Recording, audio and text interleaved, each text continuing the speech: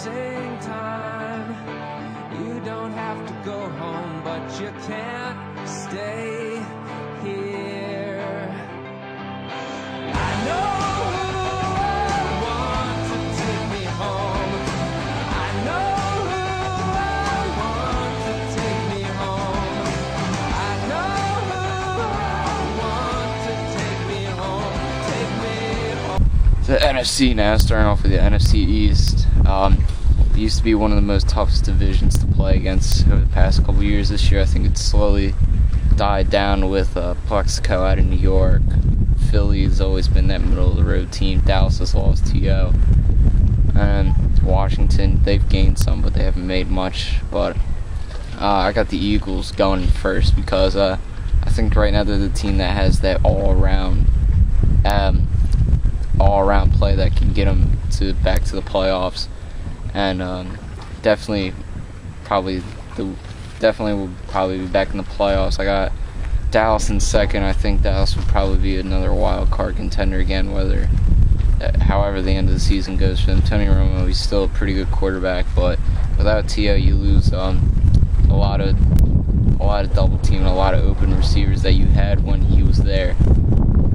Third, I got New York again. Without Plexico, they don't have big receiving like they did back, and plus they also lost Amani Toomer, which is definitely a big effect because he's definitely one of the best veteran players. Their defense is still very good, and I think they'll probably be in the running for a while as wild card contenders, but I don't know how far they'll get. There's just a lot of questions out there in New York. Last I have Washington. Yeah, they picked up Albert Hainsworth. Yeah, Jason Campbell's slowly getting better, and yeah, he could be a future franchise quarterback, but for now they're still, to me, the same old Redskins in last place again. They're getting better, and we'll definitely see them come up in the future. And for the North, I have Chicago, Minnesota, Green Bay, and Detroit. Chicago's definitely gotten a lot better with their strong defense. Jay Cutler, quarterback. I'm sorry about that. And they're just so much of a better team without Kyle Orton or Rex Grossman as their quarterback options. Definitely opens up a lot more for them. They're definitely going to be that team to beat in the NFC North. I have Minnesota in second. They'll be that middle of the road team again. I don't know their chances of contending for the wild card spot, but I'm sure they'll be up there though. Brett Favre, he'll do good for the first 6 games, and then he'll just slowly die off.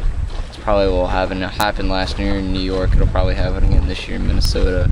Green Bay I have third because without Brett Favre, they're not much. Rodgers didn't show me too much last year to show that he's going to be the quarterback that everyone kind of expected him to have a good starting ways with, but who knows out there. And then last I have Detroit because Matt Stafford, Dante Culpepper, they have a lot of question marks. They've had a lot of question marks since 0-16, and they probably feel satisfied with just winning one game at least, but they just have to win that one game for them to move on to the next step.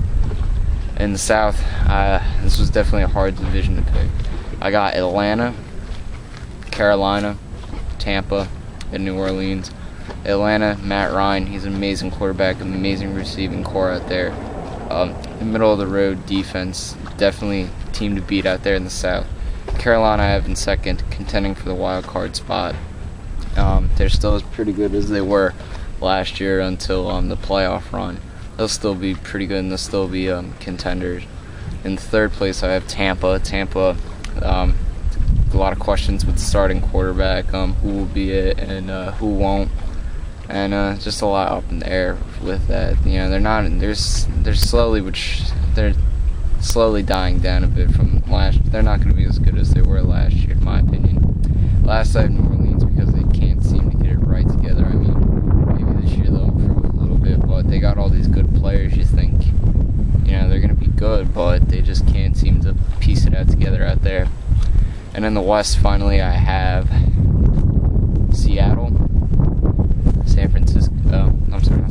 Arizona, San Francisco, and St. Louis. Seattle's going to win it. TJ Houshman's out there. That's a pretty good spot. They've improved a lot this year, and they'll definitely be a good team. Arizona in second because, you know, they're still the same team as they were last year. I just don't think they'll be as good, but they'll definitely be wild card contenders. And plus, when you lose the Super Bowl, you sort of lose your edge. Third place, I have San Francisco. They're slowly making changes to become a contending team again back in the playoffs. They just need to get a couple more good veterans and a couple good more starting players to get back on their track. And St. Louis I have in last because St. Louis has not made any moves to help them out at all. They have like 2 good players and that's probably about it. And they're just flat out done. But week 1 predictions coming up, and it should be an exciting NFL season.